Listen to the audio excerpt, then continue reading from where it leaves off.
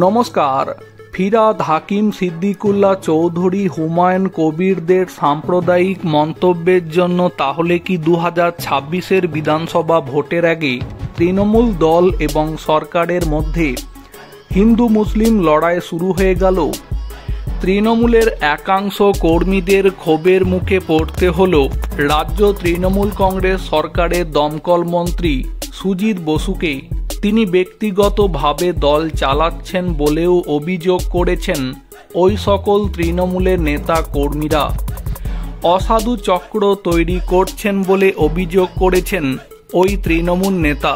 যদিও এই বিষয়ে সুজিত বসুর কোনো প্রতিক্রিয়া এখনো পর্যন্ত পাওয়া যায়নি। ঠিক কী কারণে ঝামেলা? যেমনটা জানা যাচ্ছে, সাংগঠনিক বৈঠক ডেকে হাড়োয়া 2 নম্বর ব্লক তৃণমূলের সভাপতি ফরিদ জমাদারকে অপসারণ করার নির্দেশ দিয়েছেন সুজিত বসু। এই ঘটনা প্রকাশ্যে আসার পরই হাড়োয়া 2 নম্বর ব্লক তৃণমূল কংগ্রেসের কর্মীরা মন্ত্রী সুজিত বসুর ওপর নিজেদের ক্ষোভ ব্যক্ত করেছে।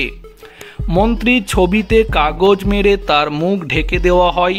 এরপরই ক্ষুব্ধ তৃণমূলের কর্মী সমর্থকেরা সাংবাদিক সম্মেলন করে রাজ্যের মন্ত্রীর বিরুদ্ধে বিস্ফোরক মন্তব্য করলেন হাড়োয়া 2 নম্বর ব্লক তৃণমূলের সভাপতি ফরিদ জমাদার এবং হাড়োয়া 2 নম্বর ব্লক যুব তৃণমূলের সভাপতি আব্দুল খালেক মোল্লা সাংবাদিক বৈঠক করেন। তাদের দাবি, গত পঞ্চায়েত নির্বাচনের পাশাপাশি বিগত লোকসভা নির্বাচনে বসিরহাটের তৃণমূল প্রার্থী হাজী নুরুল ইসলামকে হাড়োয়া 2 নম্বর ব্লকের 4টি পঞ্চায়েত থেকে 32,000 ভোটে লিড দিয়েছেন। 2 নম্বর ব্লকের সীমান্তে আইএসএফের শক্ত ঘাঁটি ভেঙেছেন।